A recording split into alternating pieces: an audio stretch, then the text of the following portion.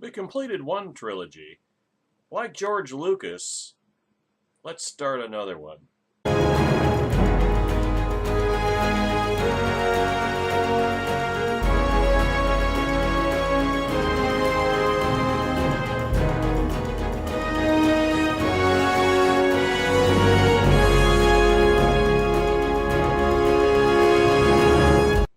We begin in the corner at National Review Online with Charles Cook's observation that Donald Trump seems incapable of defensive politics. During the election, National Review editor Rich Lowry noted that Donald Trump is incapable of basic defensive politics. Unsurprisingly, that deficiency has followed him into the White House. Arguendo, let's assume that Trump fired James Comey for appropriate reasons. He wanted a fresh start, say, or he didn't believe that Comey was doing a good job, or he was concerned that trust in the FBI was at a dangerous low. Even given this assumption, Trump still screwed it up. A good politician would have anticipated and parried the attacks. Trump did not. Had he been smart, he would have spoken early and often to the leaders of both parties and taken care to ensure that the meetings were recorded. In addition, he would have consulted some well-respected figures, people with solid reputations and roles outside the fray, who could subsequently vouch for his authenticity. When it came to doing the deed, he would have explained his thinking to Comey and thereby ensured that he knew it was coming. And perhaps, given the likelihood of uproar, he would have made a speech or given a televised address in which he justified his move to the public. Something like, "I understand that this is unorthodox," he might have said, "but this question of James Comey continues to hang over the country, and I think it's time to move on." And then, having made his apology, he would have announced a bipartisan panel charged with picking the replacement. Trump did none of those things because Trump is an idiot. Instead, he unleashed chaos. By refusing to manage the announcement, he guaranteed speculation and panic. By failing to inform the firee, he made sure that there would be more leaks. And by declining to involve the Democrats, he prompted a new and lucrative fundraising drive. Over the next few months, we will see where this story goes. It could fizzle out as it becomes clear that Trump's primary crime is caprice. Or it could get worse and worse till a smoking gun is uncovered. Either way, the president would do well to understand that he is often the author of his own falls. There's that theme again. In politics, defense matters. Trump's ego will never allow him to grasp that. Redundantly demonstrating the objectivity of Never Trump, it also needs to be pointed out, as Jay Caruso did on May 15th, that the Comey firing is not as bad or worse than Watergate. I mean, the history of the past near half century is replete with one example after another of the Democrats trying to recreate Watergate. Or maybe I should say create Watergate, because Watergate fell into their laps courtesy of Richard Nixon. They didn't create it. Nixon did. He handed his buns on a platter to the Democrats and the media, pardon the redundancy. Ever since, they've tried to recapture that lightning in a bottle. They've never succeeded, and this is not any different. Now, in every presidential administration since Nixon, there's always been a scandal or action by a president that supposedly elevates to the level of Watergate scandal or something worse. It's almost as if journalists, talking heads, and politicians hope for something so big, their white whale, so to speak, that they can claim that the prize of bigger than Watergate from Bob Woodward and Carl Bernstein, or Bernstein, whichever it is. Whether the scandal does or does not rise above that of Watergate usually breaks down along partisan lines, something that's not unexpected. However, those lines blurred with the arrival of Donald J. Trump. James Fallows writes in The Atlantic of how the Comey firing is worse than Watergate and lists reasons as to why. One area where he says the offense of Trump is worse than Nixon is in the blatancy of the interference. He writes, quote, "A climactic event of the Watergate saga, the Saturday Night Massacre of October 1973, is too complex to lay out in full. Its essence was a nearly last-gasp attempt by Nixon to prevent a special prosecutor from getting full access to the Oval Office tapes whose existence had recently become known. But even in his stonewalling, Nixon paid lip service to the concepts of due process and checks and balances. His pro-offered solution was something called the Stennis Compromise, in which the very conservative Senator John Stennis from Mississippi would listen personally to the tapes and summarize their content. As it happens, Stennis was famous for being practically deaf. Nixon wanted to survive and win, but he wanted to act as if he was doing so while sticking to some recognizable rules," close quote.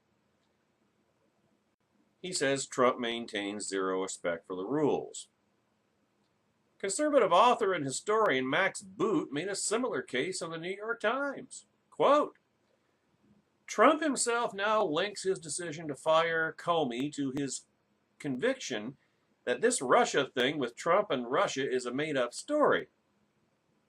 The president had previously tried to win from Comey a pledge of loyalty and assurances that he was not a target of the investigation, both actions that are in and of themselves unethical and improper. When Comey wouldn't comply, he was canned.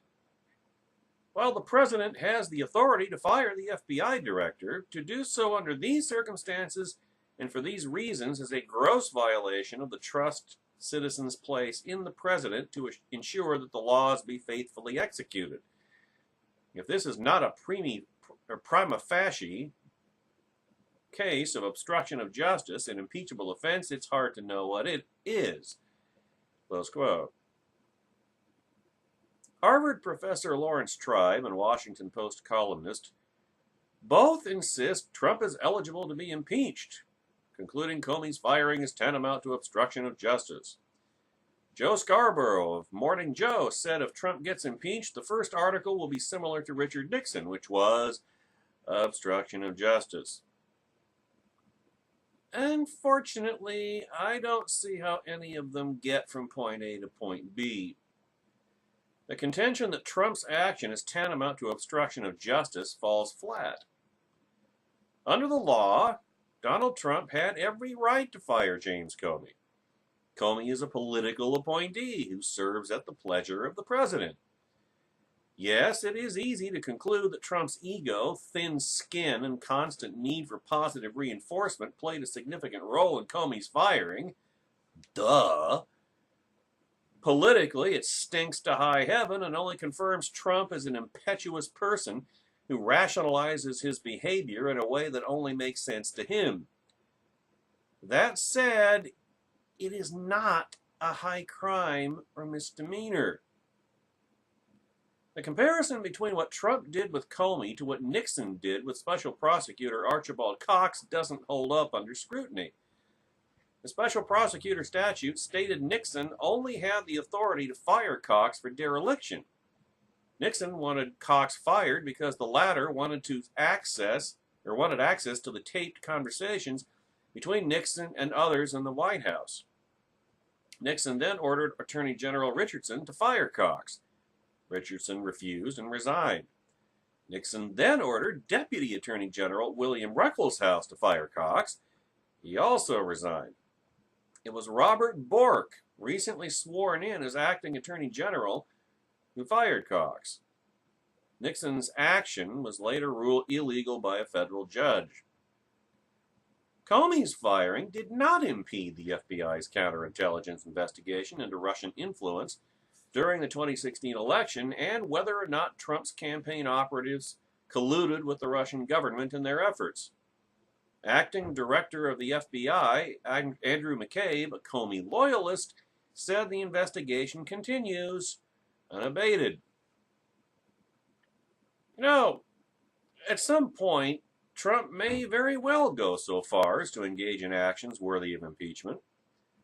For example, Trump's threat to Comey on Twitter about leaks is worse than his firing of Comey.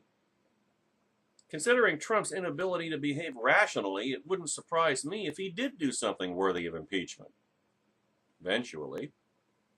But as for now, this ain't it.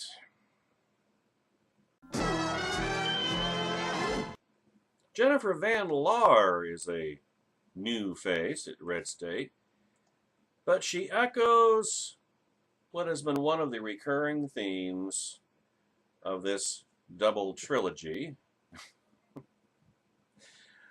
of the coverage of Donald Trump's stupidity of the previous 2 weeks.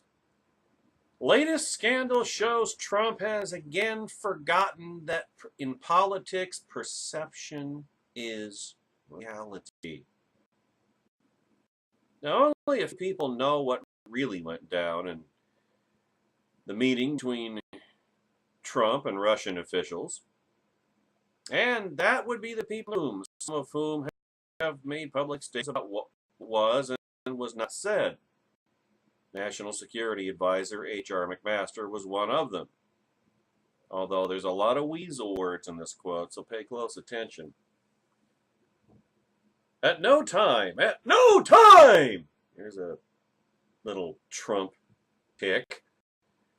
Intelligence or methods test. Of course, that's not what was alleged. And the president did not disclose any military operations that were not already publicly known.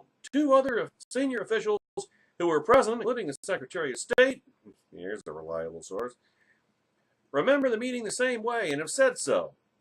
Their on-the-record accounts should outweigh those of anonymous sources. And I was in the room. It didn't happen. Close quote. Most of the rest of the world has predictably reacted in one of 2 ways. Supporters crying, "Fake news!" or "Shut up!" within hours of the report, and the resist types screaming, "Treason!" Both reactions defy logic. I tend to agree with Jonah Goldberg's take. Quote, but the idea that Trump, with his irrepressible need to boast to the point of narcissistic incontinence, combined with his lackadaisical approach to the nuts and bolts demands of the presidency, somehow just let something slip is utterly and completely believable. It was apparently believable to various members of his own administration. What's harder to believe, however, is the idea that H.R. McMaster lied tonight. But it's worth recalling that just last week, the White House insisted that the president fire James Comey on the recommendation of the Deputy Attorney General. The Vice President repeatedly said as much. And within 24 hours, that storyline was discredited by Trump himself. We're going somewhere with this, ladies and gentlemen. Just stay with me. Within days, the president himself threw the vice president and his communications team under the bus in his interview with Lester Holt. Donald Trump's track record of screwing people who vouch for him is truly epic. So is his ability to put honorable people in no-win, dishonorable situations. End of quote. And Charles Krauthammer, after saying he didn't believe Trump sat down with the Russians and gave them detailed intelligence, said the following, quote, you have got to ask yourself, why do the Russians keep turning up every 3 days in the Trump administration? It seems as if Trump has a recurring cold and the Ruskies are involved in that. I mean, of all the countries, it didn't have to be Russia, did it? End of quote. Paranoia about Russia is at an all-time high among liberals and the conspiracy nut wing on the right. So, Trump, as far as Russia is concerned, you need to adopt the policy that Mike Pence has against going to dinner alone with another woman who isn't your wife, or his wife. Just avoid the appearance of impropriety altogether. In other words, that should be the default mental setting of any Republican president, fake or otherwise. Don't even talk about publicly available knowledge. Hell, we all knew that ISIS was looking at using laptops as weapons on airplanes weeks ago. And here are a few more suggestions. Don't fire people by a letter hand-delivered to their office when they are on a speaking engagement across the country. Don't contradict your staff to the press. Don't threaten former administration officials over Twitter. Heck, just don't threaten anyone over Twitter, except murderous dictators. Avoid. This one's hilarious. Avoid nepotism? Yeah, too late. And please don't just spout off about a topic before you're fully briefed on it and have thought about all of the consequences of your actions. All of these suggestions can be summed up in the phrase, stop being Trump. Lots of luck with that. I know that is asking a lot. Yeah. But your actions are playing into the hands of your enemies, who know that perception is reality and really don't give a rat's ass about the truth. As Jonah Goldberg said, the perception is that you have an irrepressible need to boast to the point of narcissistic incontinence, and a lackadaisical approach to the nuts and bolts demands of your job. And isn't it a funny thing how everything that's gotten you into hot water goes back to one or both of those traits? They are irrepressible. By Trump, anyway. See, when Trump's primary campaign started gathering steam, political consultants and campaign workers all said, wait until he hits Iowa. The ground game is going to matter then. And it should have, but it didn't.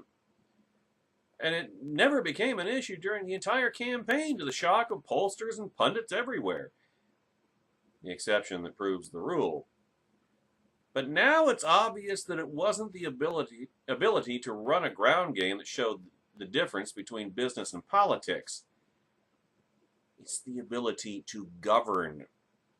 And it starts with the ability to govern how one is perceived. If Trump starts caring about that, he can only help himself. Speaking of the intrepid Mr. Goldberg, NRO editor emeritus, here's his latest, or his subsequent installment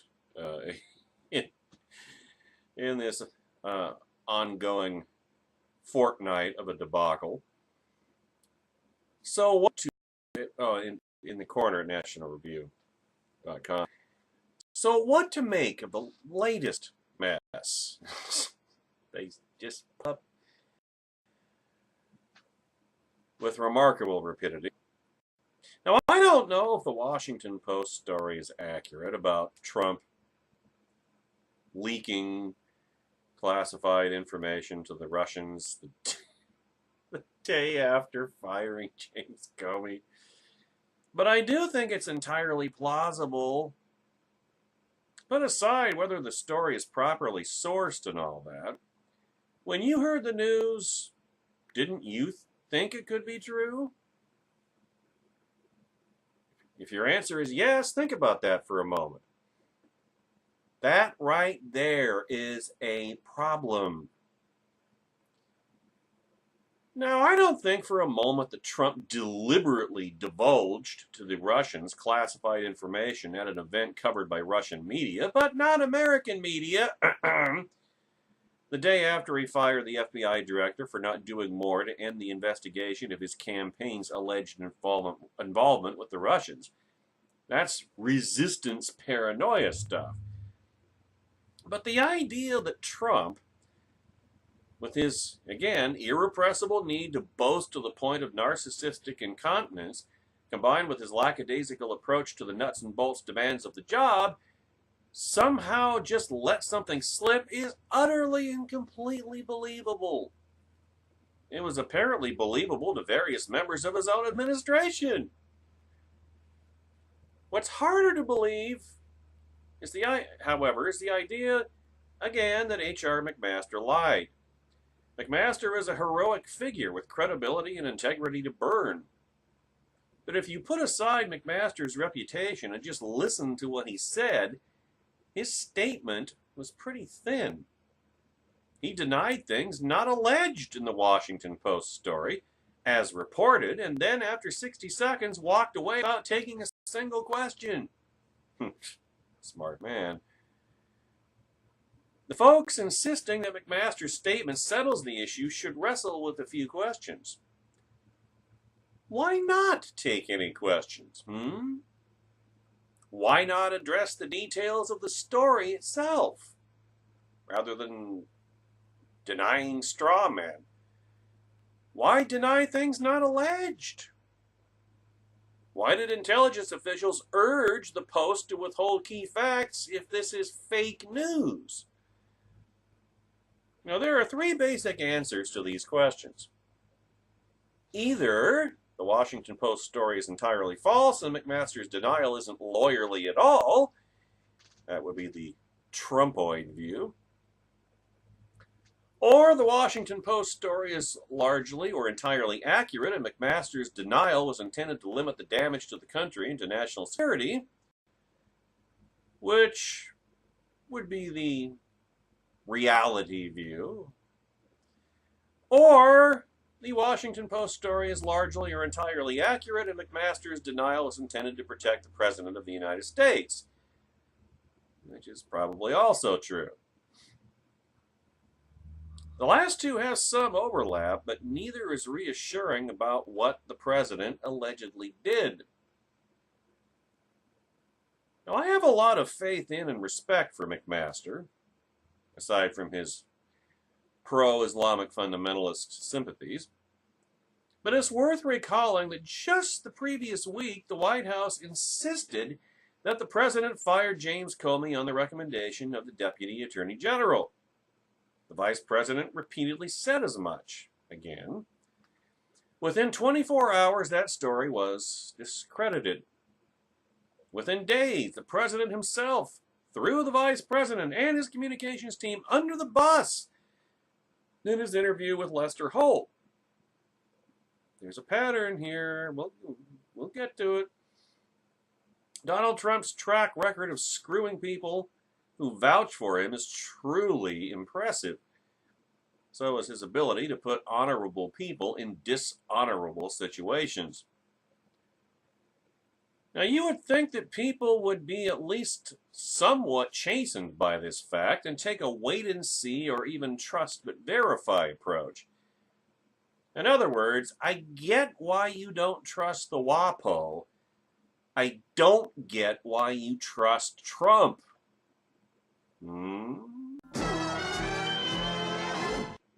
Red State Editor-in-Chief Caleb Howe compiled what he believes are the 5 smartest reactions to the WAPO Trump leaked classified intel bombshell, whatever. Conventional internet wisdom is that everyone has a hot take on every Trump story. It is, of course, a generalization. Usually. I believe it is possible that literally everyone, everywhere, forever had a hot take a week ago, and the following morning on the story from the Washington Post about an alleged dangerous exposure of classified information to the Russians, like everyone and their pets. It's a big story. The Washington Post is under scrutiny now and should be. This is the kind of bombshell you better be able to back up, and their track record is generously spotty. In equal measure, lacking credibility is Donald Trump, the pattern liar. And you have carefully worded denials from Rex Tillerson and H.R. McMaster. In other words, it's a cluster bleep. Get it out there eventually. It would not be the first time the media got ahead of their story and had to walk it back. It would also not be the first time that the Trump regime's position/denials evolved as evidence mounted. We'll find out, I guess. Like on an hourly basis, it seems like. Now there, see, everyone has a hot take, including me, but some are better than others. The best are here at Red State, of course. Just click over to the front page. But below, well, these are the 5 non-Red State takes that are absolute must-reads. In no particular order. Jonah Goldberg at National Review, we already discussed that amply. John Podhoretz, commentary.com. Quote, there are other reasons for everyone, including Trump supporters, to be furious as well, even if what might have happened here does not trigger so breathtaking a consequence. For example, if it becomes an accepted fact that the president revealed code word intelligence at the highest level of an American antagonist, or to an American antagonist, how on earth is any federal prosecutor going to be able to build a leak case? Remember, Trump and his supporters want the leaks prosecuted? Well, how on earth, given this apparent disclosure of classified information on the part of Trump to the Russians directly, how on earth is any federal prosecutor going to be able to build a leak case against a lower level official on the grounds that such an official mishandled classified information? Excellent point, huh? The defense attorneys will be able to raise the case of the commander-in-chief himself revealing such information and raise substantive questions about due process and equal treatment. So now Trump has potentially even screwed up the FBI being able to investigate, and the Justice Department being able to go after leakers against Trump.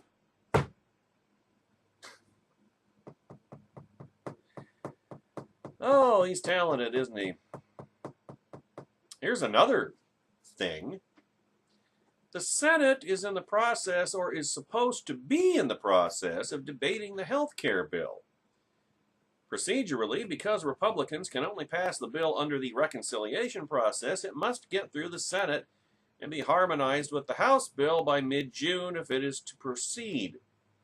Only if the health care bill passes can Trump's tax cut package come under consideration, because he needs the budgetary savings provided by the health care bill to fund the tax cuts by the fall.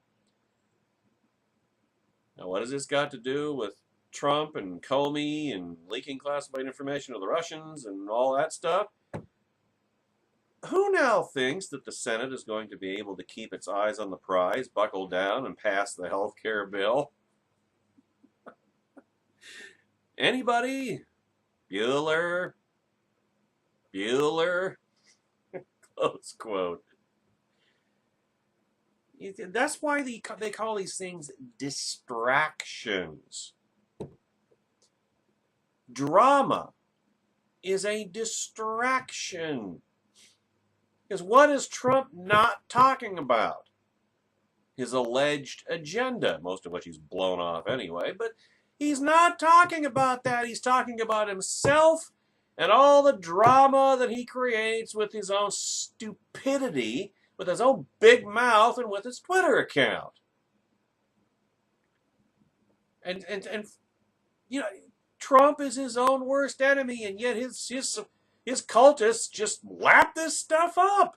They're entertained by it. Meanwhile, what they claim to care about during the campaign is going nowhere.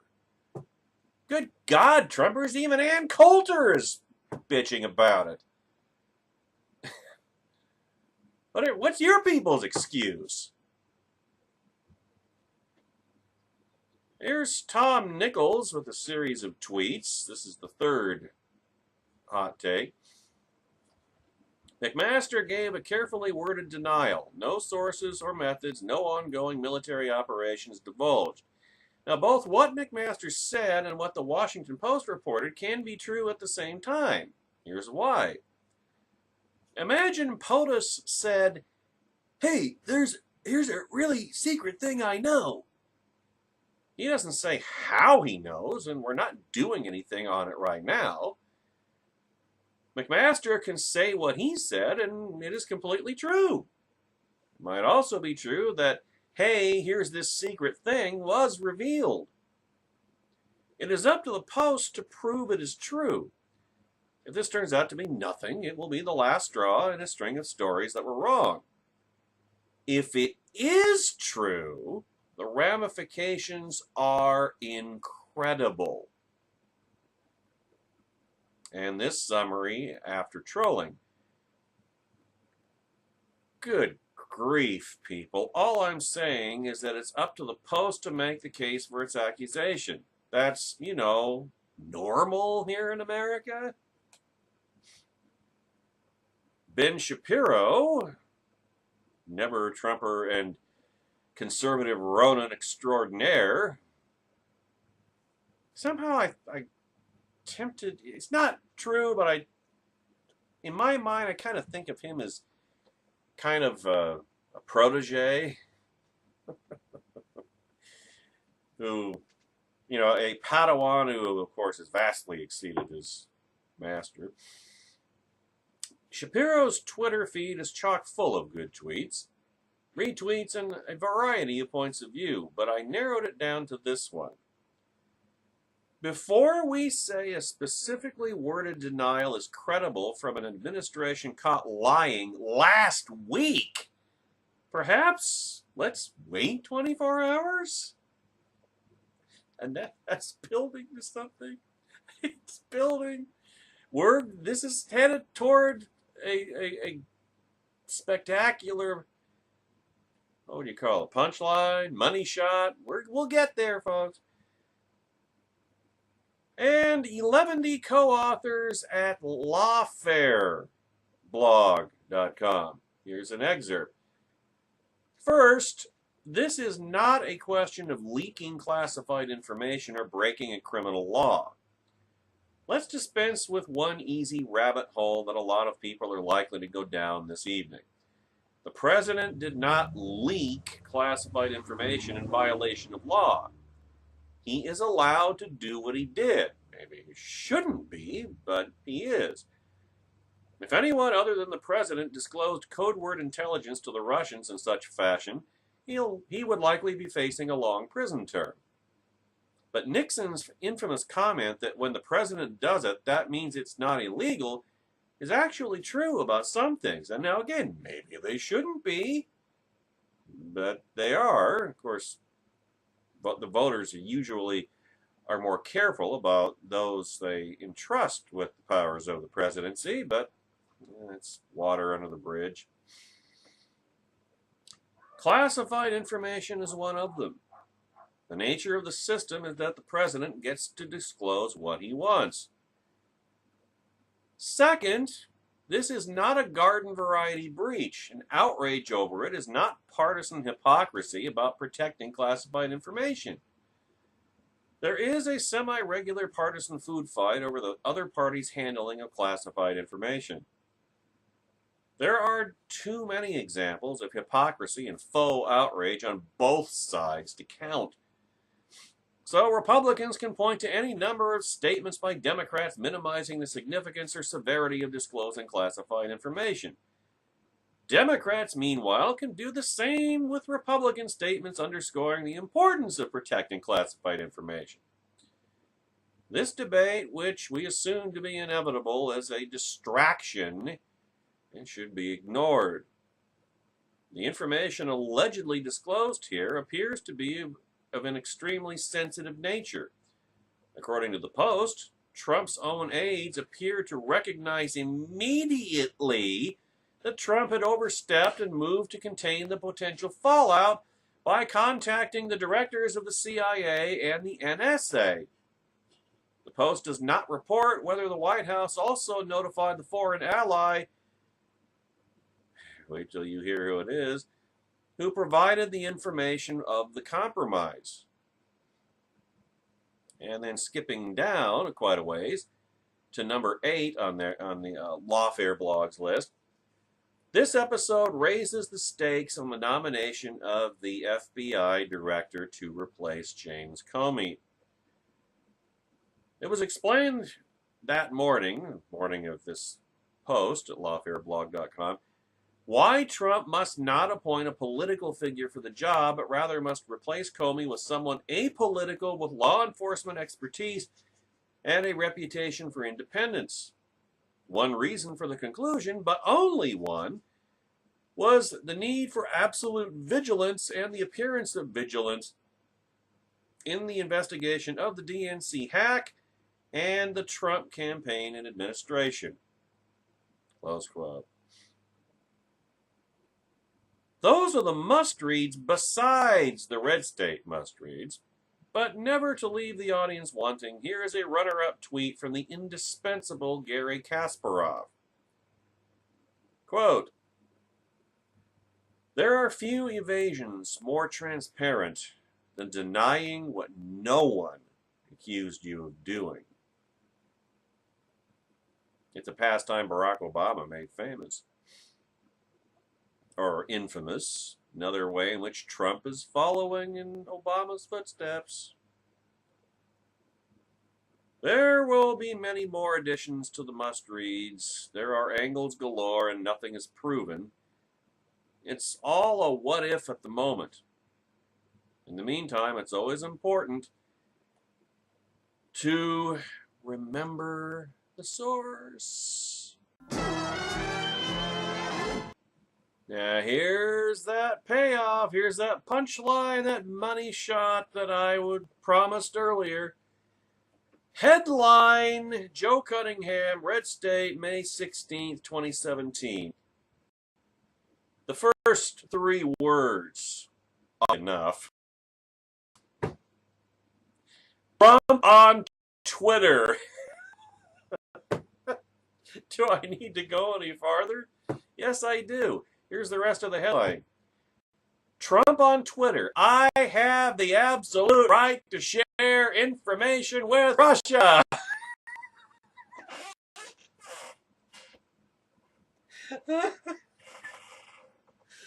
Oh my God. Oh, Pastor went out there and said, no, it never happened. The president didn't share any information with the Russians. Didn't do anything, no sources, no information, not a zip zero. I'm not taking any questions. Take it on my word. I'm out. Mic drop.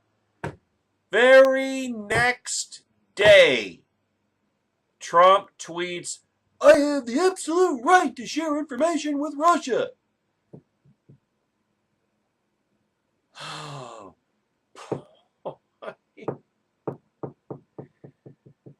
Donald Trump is under fire for sharing what many are alleging is classified information with Russian diplomats. Foreign Minister Sergei Lavrov specifically. No wonder he was laughing in the picture of that meeting. Naturally, the morning after such a story breaks, Donald Trump opened up his Twitter app and decided to defend himself. And every member of the White House communications shop pulled out their guns and put them to their temples. Here's what Trump tweeted. As president, I wanted to share with Russia at an openly scheduled White House meeting, which I have the absolute right to do, facts pertaining to terrorism and airline flight safety. Humanitarian reasons, plus I want Russia to greatly step up their fight against ISIS and terrorism. Thus conceding that that's not what they're doing in Syria, but that's another topic. Oh my God, how can you... When are you Trumpers going to just admit that you screwed up colossally a year ago? Now, to his credit, Trump's tweets don't discredit what others at the White House have been saying this time. Well, the hell it doesn't. There has been no outright denial that Trump shared information with the Russian diplomats visiting the White House. Well, McMaster made a college try, I guess you'd say. Instead, the denial seemed to stem from a charge not directly stated by the Post story, that Trump revealed informants and sources to the Russians. This would be the greater outrage if disclosure to a government that, let's face it, is our enemy, puts sources like that at great risk.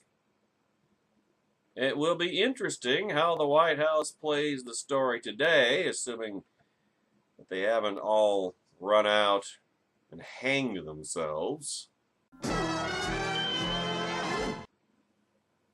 Now, again, is Donald Trump legally authorized to share classified information with our enemies? Yes, he is. There's no law prohibiting it. He can do it if he wants.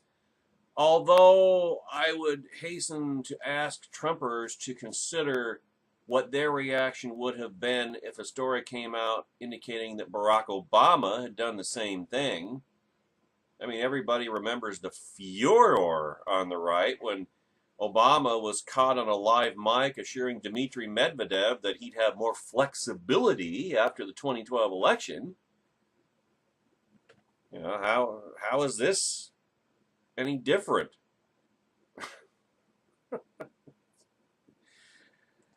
Oh, but so Trump can do it, but that doesn't make it right, and that doesn't make it smart.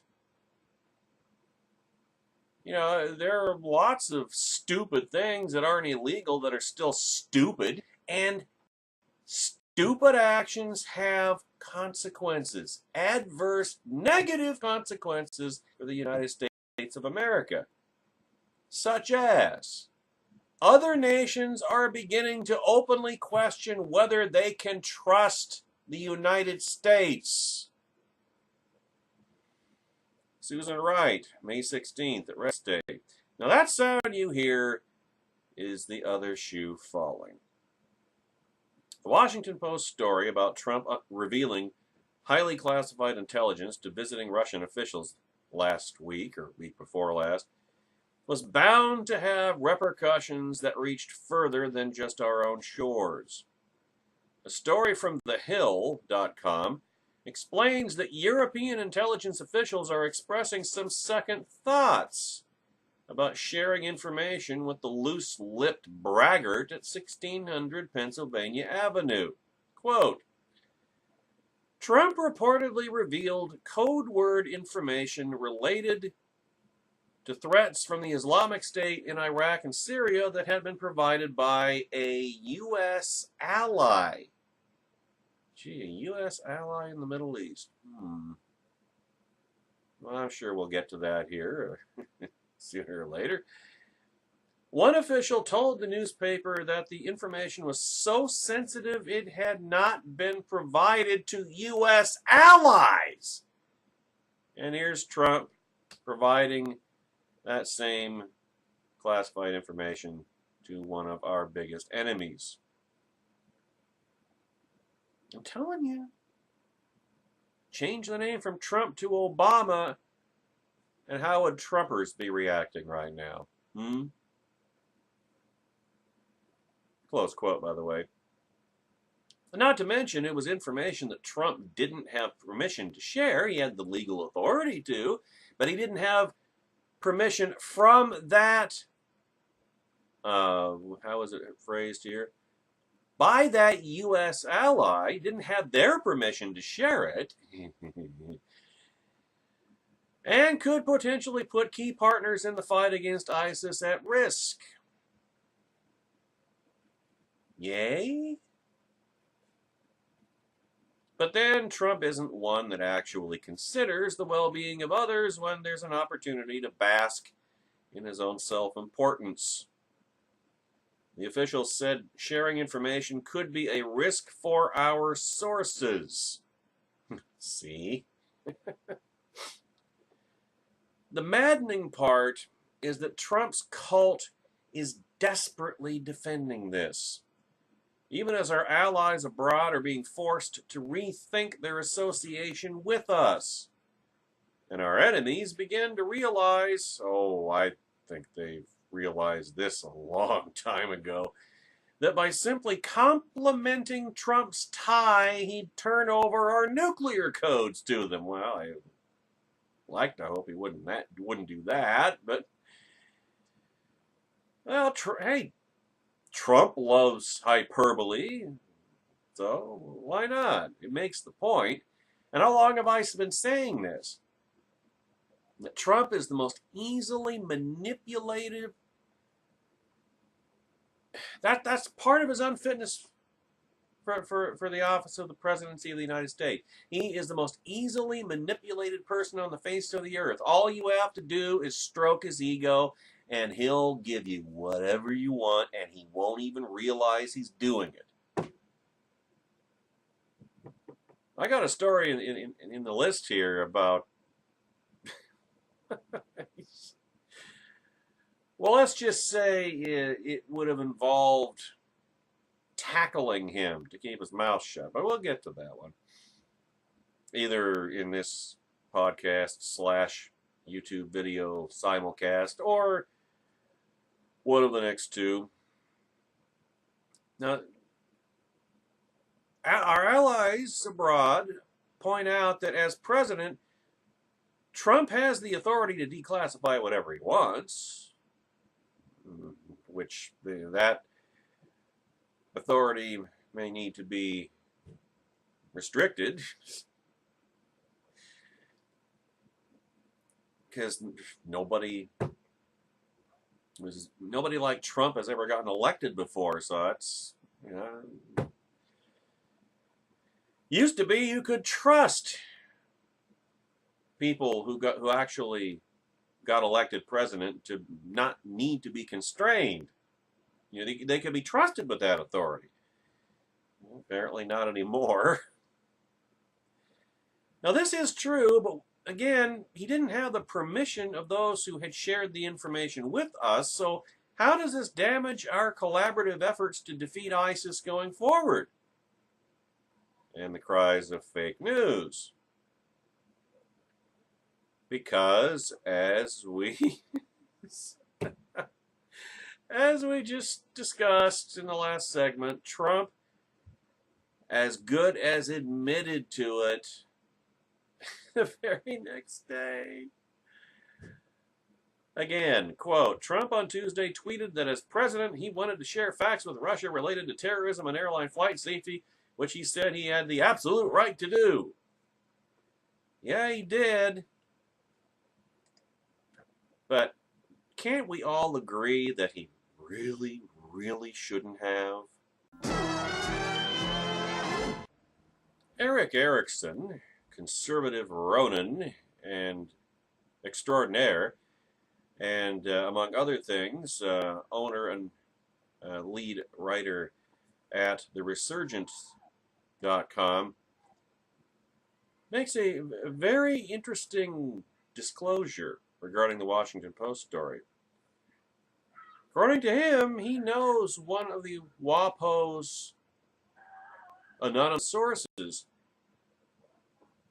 And this anonymous source, according to Mr. Erickson, is pro-Trump, trying to throw him a lifeline. Now, I tend to take these stories about Trump with a grain of salt. We have seen key details of a number of salacious stories retracted within 48 hours. The media hates the president so much, God only knows why, he's the best thing that ever happened to them, that they'll run a negative story about him without very much provocation. Anti-Trump sources embedded within the regime in the career civil service, etc., the deep state, will leak to the press and confirmation bias sets in. But what sets this story apart is that Erickson knows one of the sources. And the source is solidly supportive of Donald Trump, or at least has been and was during the campaign last year. But Trump will not take any internal criticism. His ego won't permit it, no matter how politely it's given. He doesn't want advice because, being a narcissist, he thinks he knows everything. Therefore, you can't tell anything to a god, right? He cannot be corrected, and he is too insecure, there's that ego again, to see any constructive feedback as anything other than an attack. Because it gets back to another of many recurring themes with Donald Trump, that he seems bent on, bound and determined to make as many enemies as he possibly can, because only when he's embattled and counterpunching is he in his element. It's a really crappy way to run a White House. Might be great when you're a reality TV star, a celebrity, not when you're president of the United States. So some of the sources are left with no other option but to, what did I talk about yesterday? Go to the media, leak the story in the hope that the intense blowback gives the president a swift kick in the ass. They have no other option but to go to the media as part of an effective intervention. I mean, what are they going to do? What do you do when your boss is screwing up and you know he's screwing up, but he won't listen to you? And your job is to help the president. Not by picking up a shovel and helping dig the hole he's dug himself into, but to help him out of the hole. Your options are limited if you don't go to the press. You see, Trump cares vastly more about what the press says than what his advisors say, which I gotta say is utterly perverse and bass-ackwards. That's a real problem, yeah. And one his advisors are having to recognize and use, even if it causes messy stories to get outside the White House perimeter. It's almost like blowing off parts of the ship in order to save the remainder of it. Now, Erickson is told that what Trump did is actually far worse than is being reported. Trump does not seem to realize or appreciate that his bragging can undermine relationships with our allies and with human intelligence sources, something that the U.S. intelligence community has not had very much of for decades. He also does not seem to appreciate that his loose lips can get valuable assets in the field killed. Not smeared, killed. Now, you can call these sources disloyal, traitors, or whatever you want, and I'm sure Trumpers are doing. I've seen it with my own eyes. But please ask yourself a question. If the president, through inexperience or ignorance, is jeopardizing our national security and will not take advice or corrective action, just exactly what other means are available to get him to listen and recognize the error of his ways? How now, brown cow? You see, this is a real problem. And this story should be treated very seriously according to Mr. Erickson, and I have no reason to doubt him, because he knows just how credible, competent, and serious, as well as seriously pro-Trump, at least one of the sources is. In other words, this is a leak from Trump's own camp because Trump won't listen to his own camp. God, wake up, Trumpers. Because one day you're going to be forced to admit how badly you screwed up a year ago. What happens when you run out of faces to palm and palms with which to palm said faces? We really are running out of superlatives, running out of ways to describe the unfathomable, insatiable depths of idiocy of Donald J. Trump. Here's the next one. RedState.com, Jay Caruso, leading conservative Ronin and never Trumper. Headline, James Comey memo says Trump asked him to Flynn investigation. Well, of course he did. You know, this reminded Caruso of the Pelican Brief, when the president asked FBI Director Voiles to, apparently it's a movie, to back off looking at a brief that implicated oil tycoon and donor to the president, Victor Mattia, in the assassination of two Supreme Court justices. Granted, the circumstances here are not as dramatic, but James Comey, remember he of the copious notes? Donald Trump asked him to end the investigation into Michael Flynn, because remember the report last week that Trump wants to bring Flynn back.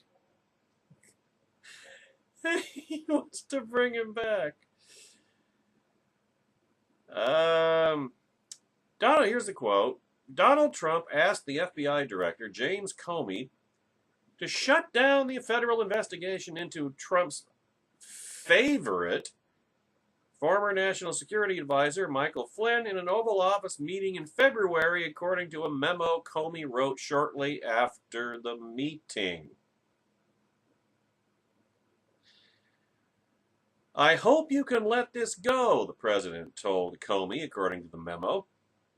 The existence of Trump's request is the clearest evidence that the president has tried to directly influence the Justice Department and FBI investigation into links between Trump's associates and Russia.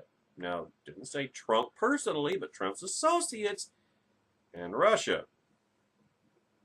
Comey wrote the memo detailing his conversation with the president immediately after the meeting, which took place the day after Flynn resigned. It wouldn't, parenthetically, if you're in Comey's place, isn't that what you would do? Wouldn't you want to create a narrative, a paper trail? Just so you wouldn't forget anything? Because all of this stuff is just an everyday thing with this guy. Referring to Trump, of course. So Comey wrote the memo detailing his conversation with the president immediately after the meeting, which took place the day after Flynn resigned, according to two people who read the memo.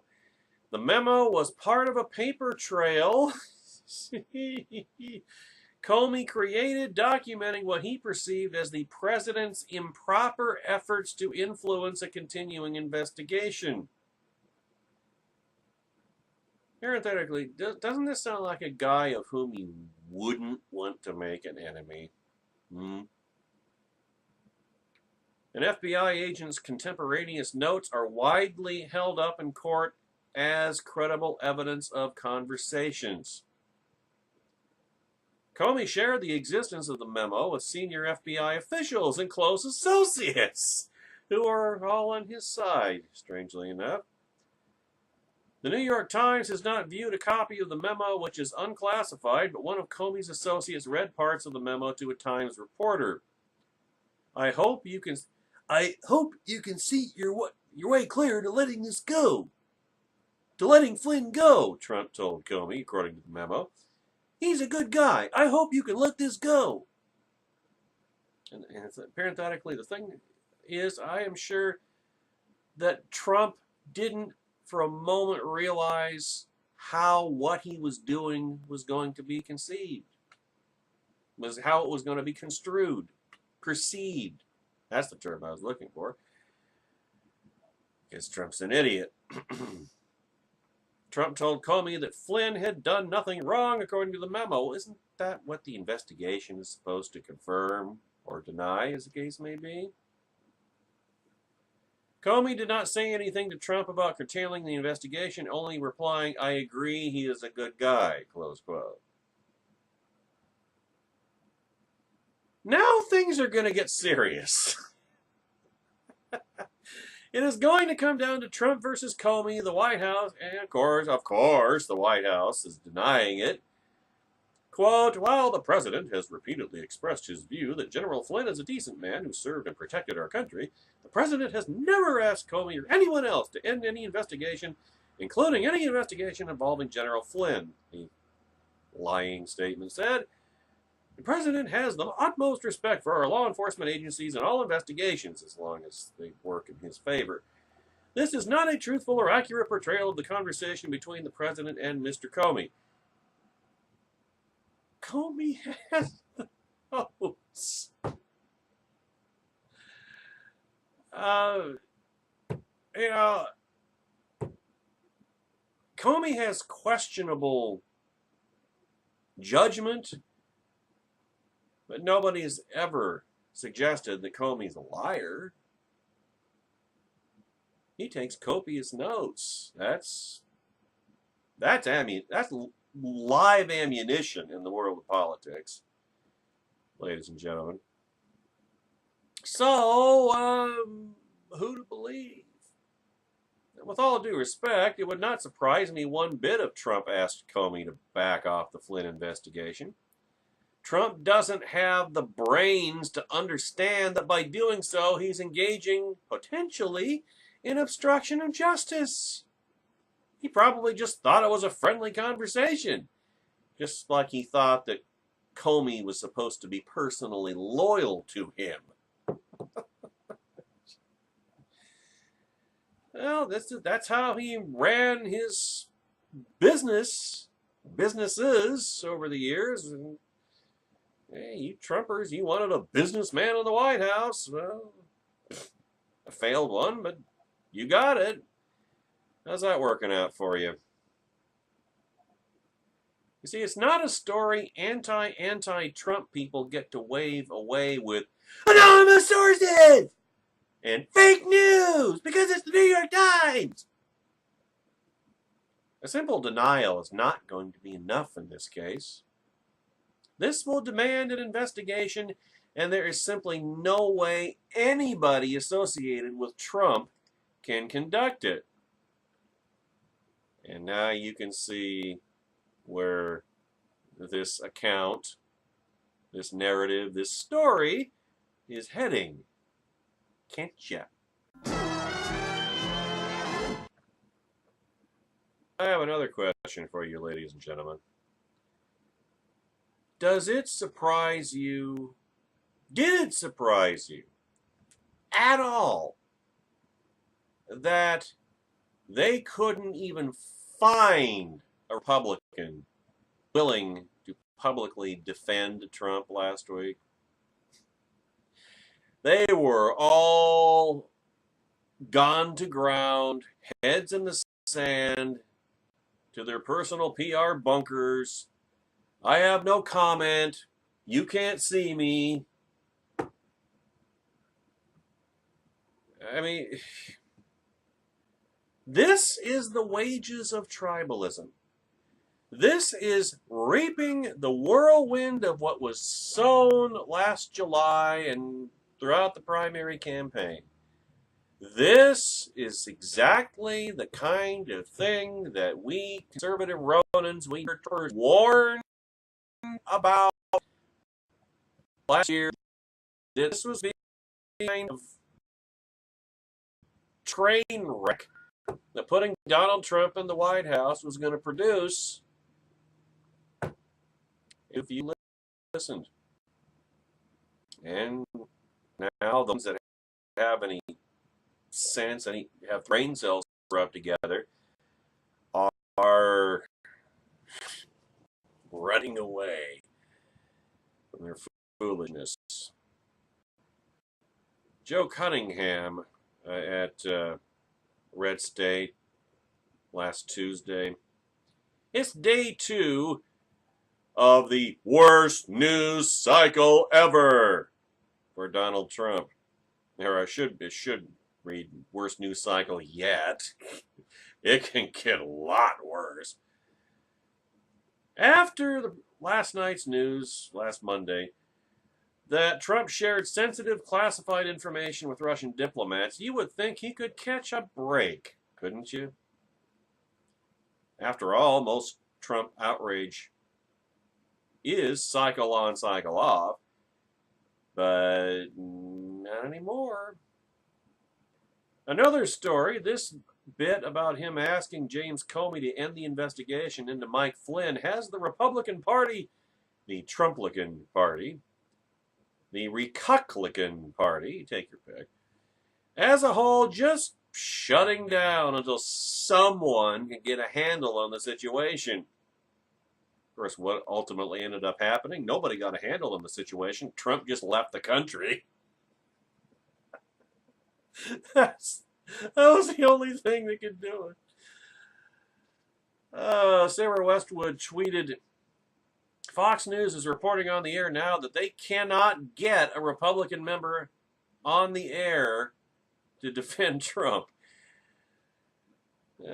Finally, some collective intelligence from the pachyderm herd. Now, do you guys realize how bad that really sounds? This is about as close as we've come in a while to President Without a Party, John Tyler. And that was before the Civil War. The last major period of American history, not coincidentally, when we were a bit divided on cultural and political issues. It sounds like any reporter who manages to get close to a Republican politician is given this treatment, as described by someone named Haley Bird. Me. Hi, Congressman. Have you seen this New York Times story? GOP member. No. Me. Okay, I'll summarize it. GOP member frantically rushes elevator or pushes elevator button, or just, you know, the retreating steps and a closed slammed door. Slam! Yikes. Just yikes. On the bright side, I simply cannot wait for Trump's early morning tweets. Can you?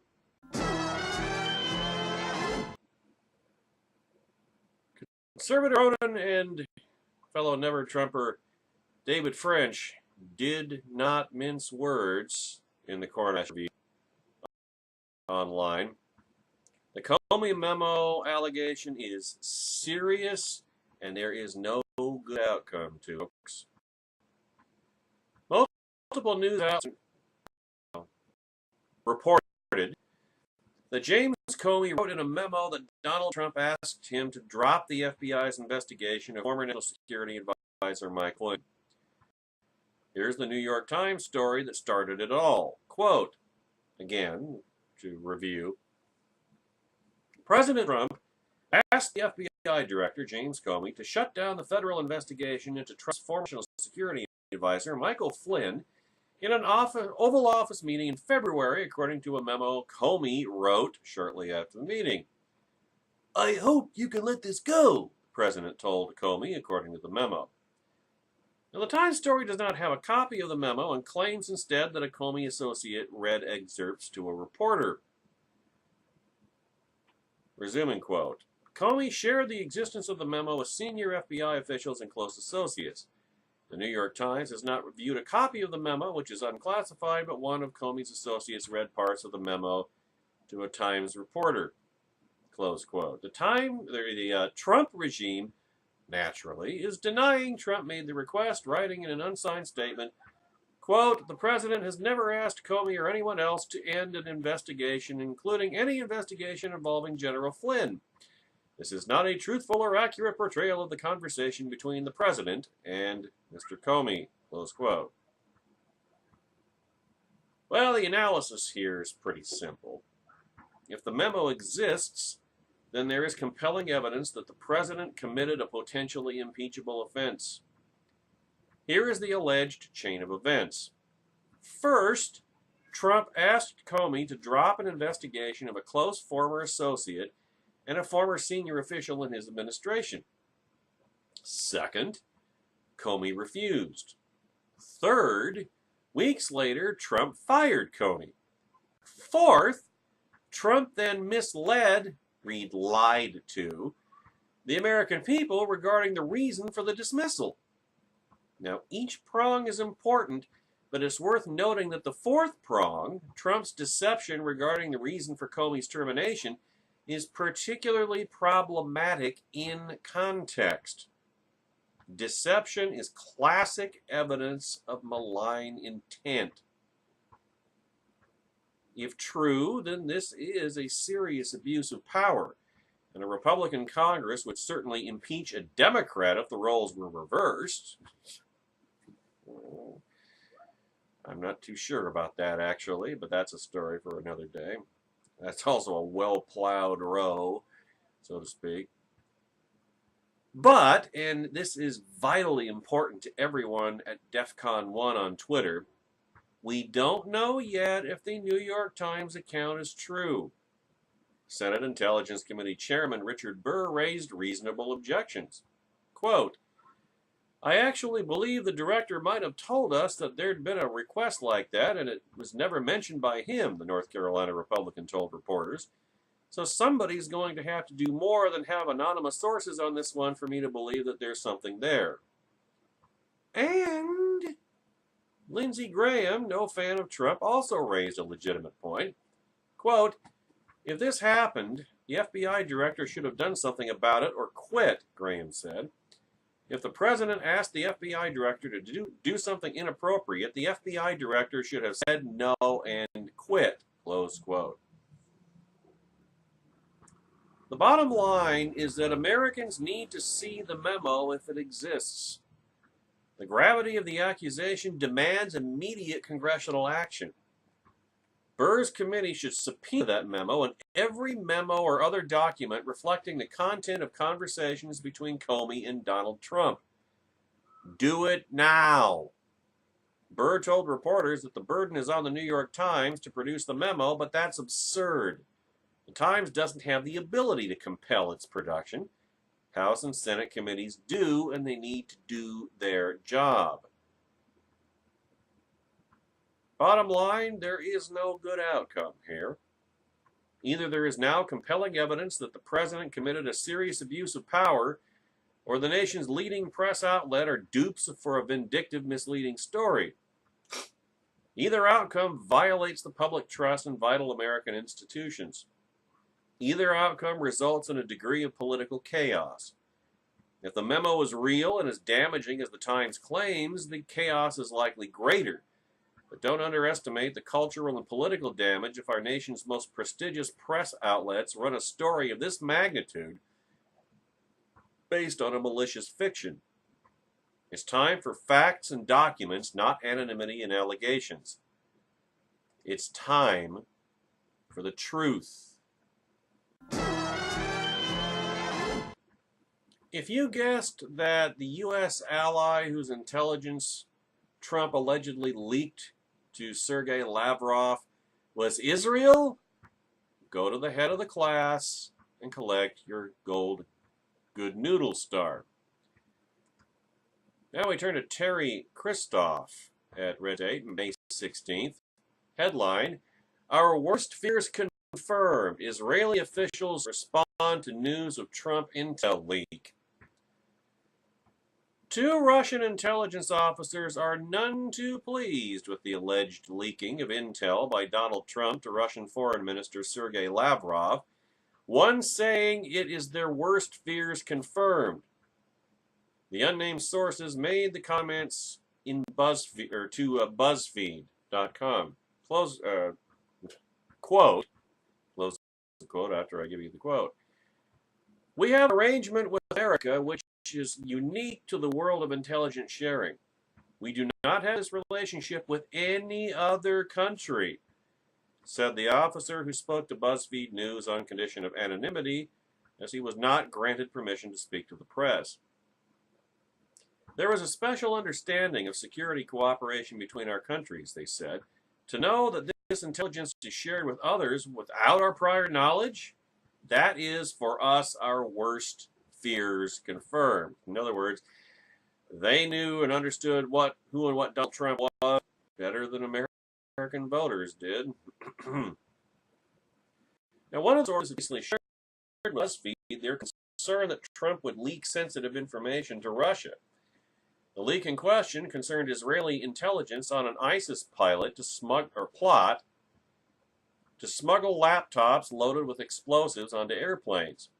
The information was shared by Israel with the U.S. under a special intelligence sharing relationship between the two countries, a relationship that is now apparently under strain. There has to be trust for this sort of arrangement. I cannot speak for Israel's entire security apparatus, but I would not trust a partner who shared intelligence without coordinating it with us first, said the officer. Now, whether the alleged breach of trust will have lasting ramifications on U.S.-Israeli relations remains to be seen. But how would you like to be Benjamin Netanyahu in this scenario? You just survived an 8-year war against your country, all but a shooting war waged by Barack Obama. And then you see Donald Trump and his big pro-Israeli, pro-Semitic promises come to power, and this is the result you get. What are the Israelis supposed to do? I mean, first, for 8 years they faced an enemy. Now they face a fool and a betrayer. Talk about not being able to catch a break. National Security Advisor H.R. McMaster is no different from any other Trump lieutenant. He was sent out to be made a fool of, to be made a liar of by his own boss. And it's really hard to feel sorry for any of them because this is the job that he and the rest of them signed up for.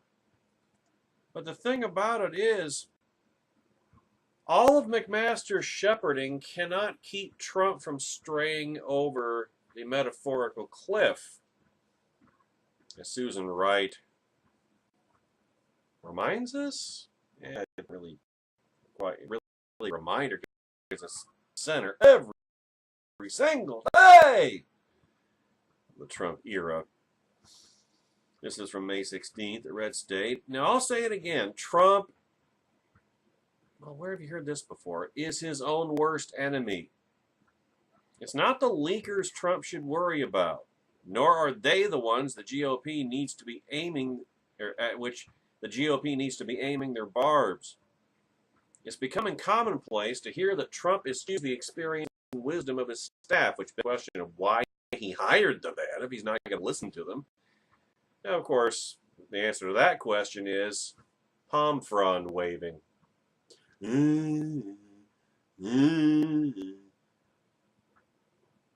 Seriously, he's pulled in some solid players. But the greatest minds in the world may as well be mannequins if he's not utilizing their skills. Remember back during the campaign when Trump has made two blatantly contradictory cases for their candidate, Donald Trump. On the one hand, he brings in the best people. He'll bring in conservatives and they'll steer him in the right direction. And on the other hand, they said, nobody controls Trump. Well, which is it? We see it happening right before our eyes, folks. He brings in good people. He has brought in some good people, but he doesn't listen to them. He beclowns them, he debases them, he dishonors them because nobody controls Trump, not even Trump. Look at H.R. McMaster, who has been dispatched to serve as the face of this latest Trump blunder. A man with McMaster's background really shouldn't have to serve as the crash test dummy for his inept boss, but according to a Tuesday report, last Tuesday, from the New York Times, he was probably trotted out simply because he gets on Trump's nerves. So Trump wanted to screw him. Because remember, he wants Michael Flynn back and wants to get rid of McMaster because McMaster doesn't always just bow the knee and explaining how things likely went down based on previous experience. There is a fear, quoting from the New York Times story, there is a fear among some of Trump's senior advisors. And remember I mentioned earlier about tackling Trump to keep his mouth shut? There is a fear among some of Trump's senior advisors about leaving him alone in meetings with foreign leaders out of concern he might speak out of turn. General McMaster, in particular, has tried to insert caveats or gentle corrections into conversations when he believes the president is straying off topic or onto boggy diplomatic ground. In other words, McMaster's new job title is Idiot Wrangler. That's a good one. That's a good one. Now, this has at times chafed the president, remember his brittle ego, according to two officials with knowledge of the situation. Trump, who still openly laments having to dismiss his real national security advisor, Michael Flynn, has groused that General McMaster talks too much in meetings, and the president has referred to him as a pain, according to one of the officials. Remember, Trump doesn't like being corrected, and no president, perhaps ever, has needed more constant correcting than Donald Trump. Now, I'm sure he does miss Flynn, and that, though, is not McMaster's fault. It's entirely Trump's fault for his refusal to take good counsel. Again, what is the point of hiring the best people if he's just going to ignore them or blow them off or debase and dishonor them, set them up for failure? He nor the nation is well served by a phalanx of yes men. Of course, that's all that Trump's ego can handle. In private, 3 administration officials. Now, remember, we've already talked about how Eric Erickson's source knows one of the sources for the Washington Post story on Trump leaking classified intelligence to the Russians. That they're trying. The leaks are well intentioned. It's the last ditch effort to try to pull Trump in off the ledge, to control Trump for his own good. So these 3 administration officials conceded that they could not publicly articulate their most compelling and honest defense of the president. That Trump, a hasty and indifferent reader of printed briefing materials, remember, he has ADHD, he has the attention span of a fruit fly, simply did not and does not possess the interest or knowledge of the granular details of intelligence gathering to leak specific sources and methods of intelligence gathering that would do harm to the United States or its allies. That's the best defense of Trump on this, ladies and gentlemen. He's an idiot, in other words. He's lazy. He's ignorant. Or in other words, he's too dumb to grasp the really critical information that would cause a big problem if he blabbed it so everybody can relax. Any of you buying that?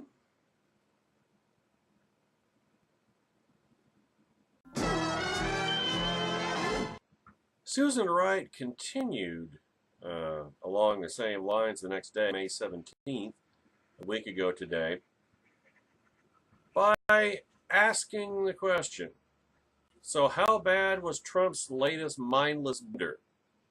Now, this came under the headline, harmless, Trump's disclosure could cost someone their life. So you get the context for her opening question.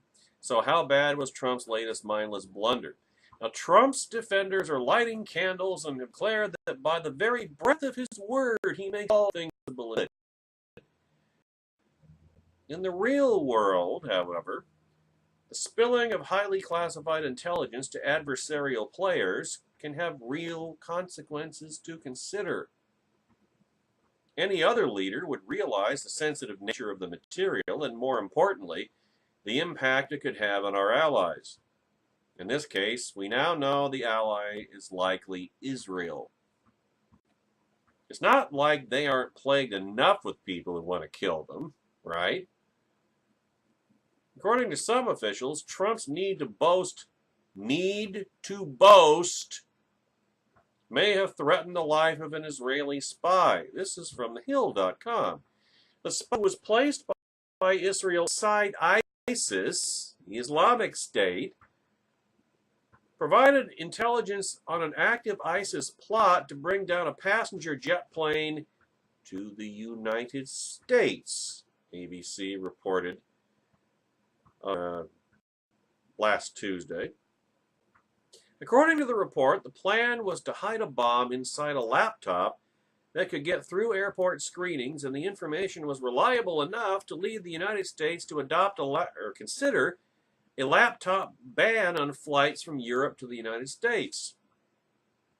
The spy reportedly offered information at the request that the source remain confidential. Close quote. And then came Trump. The news came in the middle of a scandal-rich day last Tuesday, where Trump was hit with everything from his willingness to hand out classified information as party favors to potential memos kept by former FBI Director James Comey that suggest Trump asked him to drop the investigation of former National Security Advisor Michael Flynn and his involvement with Russia. How bad was it? How bad was it? GOP lawmakers threw their hands up and walked away from it, battle-worn and unwilling to defend him publicly. Given the sycophantic wagon circling we've seen over the past few months, that's pretty bad. And I hasten to point out one more thing to Republicans and Trumplicans. Trump is not even 10% of his way through his term yet. You people are in such trouble. The blunders and fiascos started to resemble a drum roll or a machine gun. Here was the next one. Joe Cunningham, Red State, May 17th. Oh, by the way, Trump apparently also asked Comey to lock up reporters. Now, I'll give it to you. That one just seems too good to be true. I mean, really? Oh, now, I'm sure the best possible spin I could imagine putting on that was that, well, Trump was just joking. He wasn't serious. He was like, no, wink, wink. And I could actually believe and buy that spin. Because otherwise,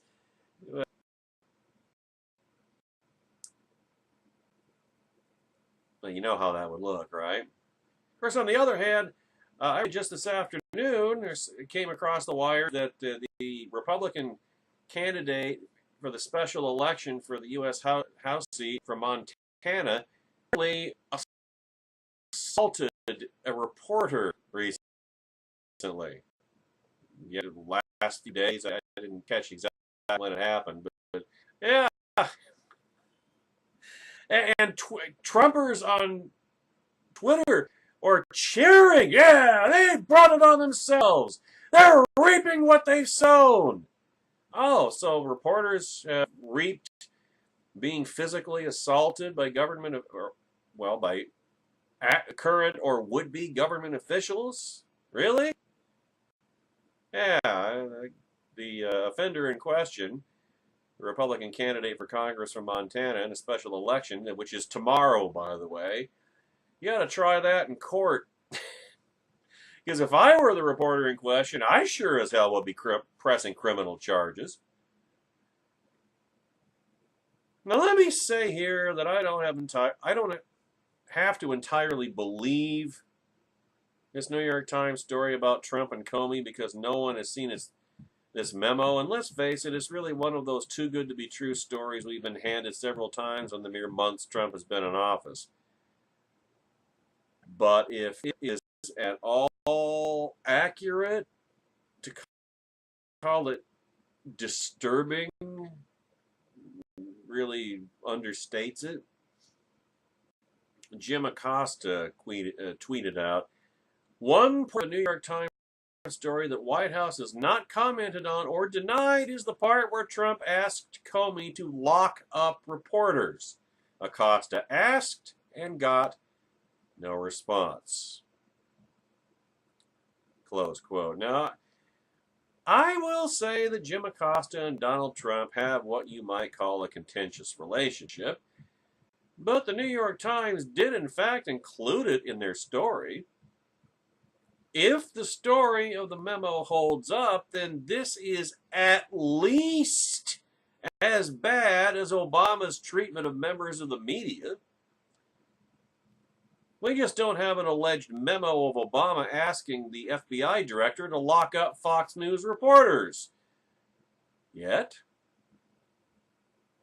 Now, this is not a request by someone who is a huge fan of the freedom of speech, and the request stands in stark contrast with the idea that he is a fighter for the right to speak without having to be politically correct. If Trump wants to silence reporters by locking them up, then all this talk about political correctness means nothing because it's all a First Amendment issue. In other words, yeah, political correctness run amok. Yeah, we let's take a step back from that. Yeah, it's okay to be politically incorrect. But for how long have I said this? That what Trump does is not political incorrectness, it's being a jerk. This, even kidding about asking the FBI to imprison reporters, that's despotism, ladies and gentlemen. That is tyranny. And at the very least, it's really not at all funny. Now, all of that said, I trust neither the Trump regime nor the media right now, so this supposed memo could be Trump asking Comey for dating advice. And like I say, most likely it was a poor attempt at humor, which you can get away with when you're a private citizen, when you're a celebrity, not when you're president of the United States. Now, you all know, you've been watching my channel, listening to my podcasts, that I have begged everybody, please stop talking about impeachment. There's no grounds for it, at least not yet. So until there are grounds for it, shut up. impeachment is supposed to be a last resort. It's not something to be taken lightly. It's not an election by other means. It is only reduced for genuine high crimes and misdemeanors. And remember, it is a political act. There has to be an overwhelming public consensus supporting it, or else it's going to politically backfire on the party that attempts the impeachment. All that having been said, there are at least a handful of elected Republicans who have broached the topic. One of them was Congressman Justin Amash of Michigan. He mentioned impeachment, as Jay Caruso reports on May 17th. I love him. Justin Amash doesn't play party hack, which is why I'm rather fond of the man. There's still much to learn about the notes James Comey met with Donald Trump in February. Still, Republicans are taking it seriously. Cable news stations had less trouble finding Waldo than they did finding a Republican to talk about the Comey memo. Darrell flipped off a reporter when asked about the memo. As for Amash, well, here's what Katie Bo Williams tweeted out. Amash tells reporters that if Comey memo allegations are true, and the operative term here being if, it's grounds for impeachment. Says he trusts Comey more than Trump. Justin Amash is no cuck. He is no traitor. He's telling it like it is. Not that I believe for one single solitary moment that a Republican House of Representatives would impeach their own president, even if it is Donald Trump. But you want to know another reason why you see more impeachment?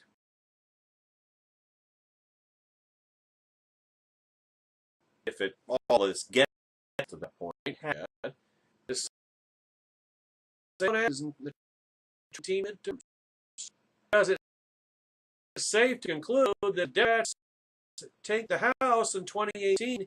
You can bottom dollar. You can. Isn't it a given that the first article of business in a Democrat House in 2019 would be filing articles of impeachment? Impeachment, trying to recreate Watergate.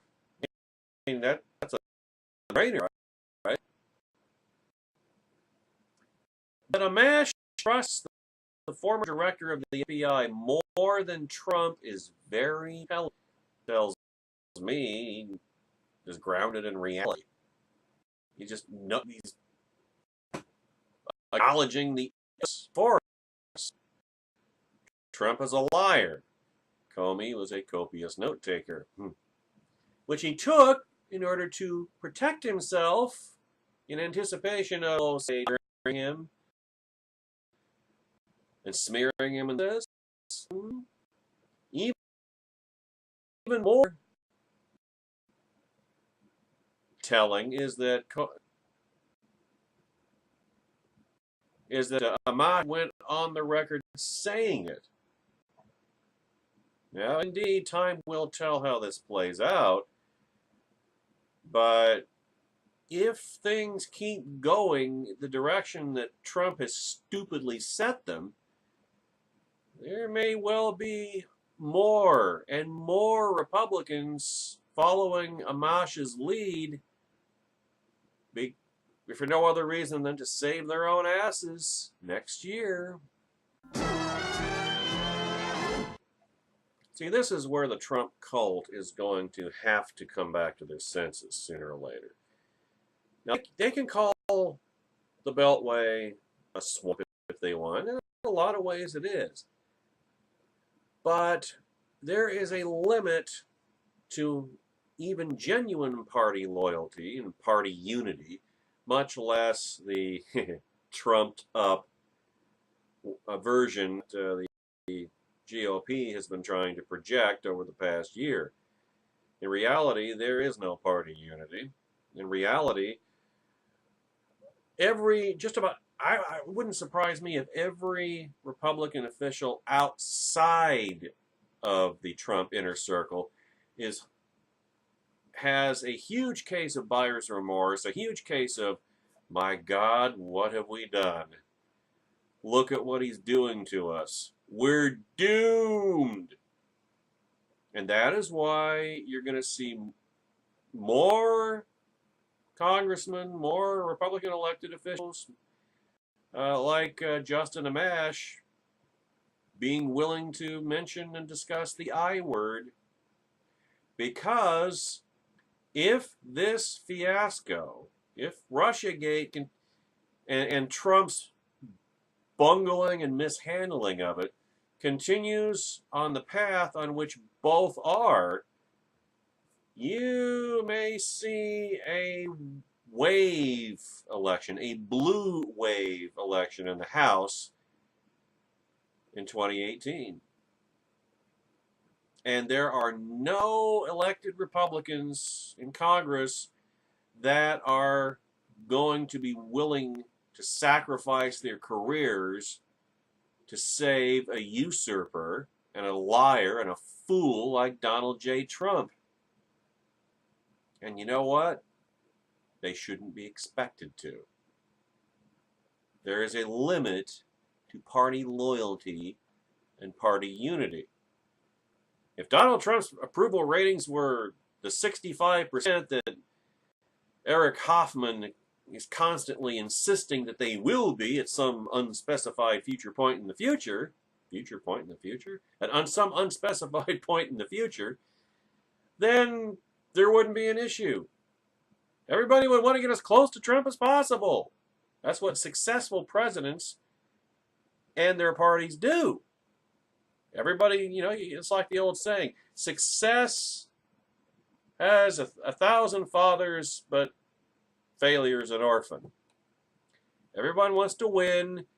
Nobody likes to lose. It's the bandwagon effect. Well, Trump is at, I think the latest RCP polling average, Real Clear Politics, has Trump at 40% and 54% disapproving. 14 points underwater. Oh, and by the way, as of today, the generic congressional ballot in their RCP average is Democrats +6. So, now there's still a year and a half to go, actually slightly less than a year and a half, until the 2018 midterms. So there's plenty of time. Lots of things could happen. It's no guarantee that the Democrats are going to sweep back to the majority in the House, but you got to look at where things are going at the moment. You got to look at trends. You got to look at the direction of those trends, and it shouldn't be surprising that more and more Republicans are starting to, well, they're getting alarmed, and they're starting to perhaps look to their own interests and not those of the president that they foolishly backed, rather than replacing him with someone else 10 months ago in Cleveland. All that having been said, now we go to something that has to be, if Trumplicans were intellectually honest, which they're not, it's a huge dollop, actually one of a growing number of dollops of cognitive dissonance for them to deal with. Here's the headline at Red State, May 17th, Jay Caruso. Was Jared Kushner, Trump's son-in-law, behind the firing of James Comey? Now remember, Jared Kushner, he's kind of Triple H to Trump's Vince McMahon, married into the family, trusted son-in-law, married his beloved daughter Ivanka. And Kushner and Ivanka are seen by Trump supporters, as being globalist agents within the Trump camp, steering Trump in the wrong direction. And remember, Trump listens to family more than anybody else. So on one domestic policy issue after another, his daughter and son-in-law are pushing him in the direction that we never Trumpers predicted all along that he would go, because he's a New York liberal con man. Well, now this same trusted son-in-law, this same Jared Kushner, could he be behind the firing of James Comey? Could he have urged his father-in-law to fire the FBI director? How do Trumpers square that circle, ladies and gentlemen? Oh, well, that's a rhetorical question. They attack the messenger, those of us who point this out to them, but that accomplishes nothing. When Donald Trump fired James Comey, he released the termination letter where it said Deputy Attorney General Rod Rosenstein recommended based on Comey's handling of the Hillary Clinton email case. 2 days later, we learned, of course, that that wasn't true. Trump planned to fire Comey regardless of Rosenstein's recommendation because Trump wanted Comey's personal loyalty, and based on that personal loyalty to do his bidding and shut down the Russiagate investigation, and Comey properly refused to do so. Well, there were reports last week that James Comey's firing was Jared Kushner's idea and that he pushed it. Specifically, it was CBS News that reported this. Quote, sources tell us Kushner was a prominent voice advocating Comey's firing, and the president's angry that move has created a firestorm.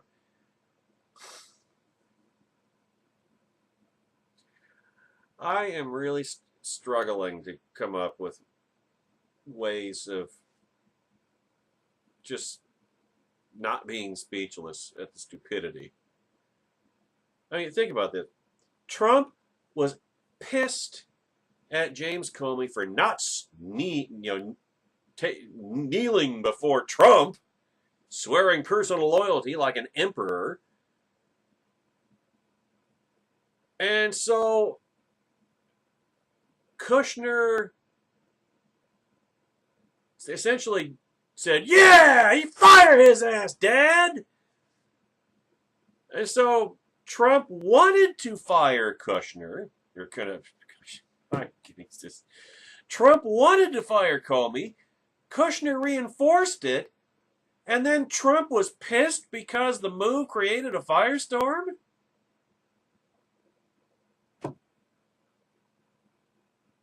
I guess this gets back to how the best argument against Trump being part of some super secret conspiracy with the Russians to subvert the 2016 election is that Trump's a moron. Trump is like a wind-up toy. You just point him in whatever direction you point him in, that's the way he's going to go. And the last person who points him in a given direction that's the direction that he goes in.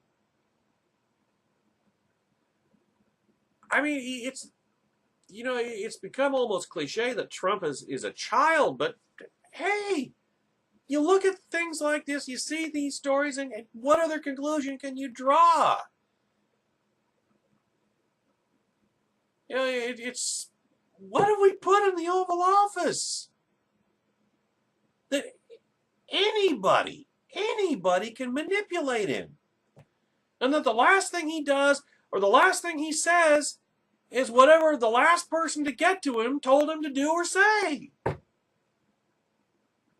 Which, now that I think about it, kind of belies the notion that nobody controls Trump. At least his son-in-law appears to have a great deal of malign influence. Now, it's probably best to take this with a grain of salt for obvious reasons. Takes all the fun out of it, actually. But assuming for a moment that the story is true, forget about Kushner's role. What's more illuminating is the fact that Trump Trump wasn't aware of the firestorm Comey's termination would bring about. How is this possible?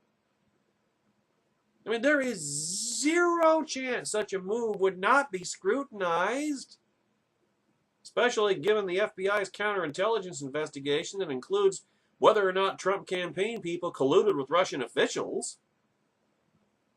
I mean, Trump can talk about draining the swamp all he wants, but it's better to have some people around who know how that town works to offer counsel about major moves such as firing the head of the FBI.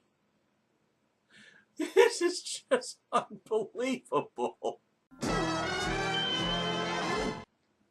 And finally, for today, we have more of this tomorrow. Also last Wednesday, the Senate Judiciary Committee requested the White House tapes of Trump's conversations with former FBI Director James Comey that Trump implied that he had made in that stupid-ass tweet from the previous week.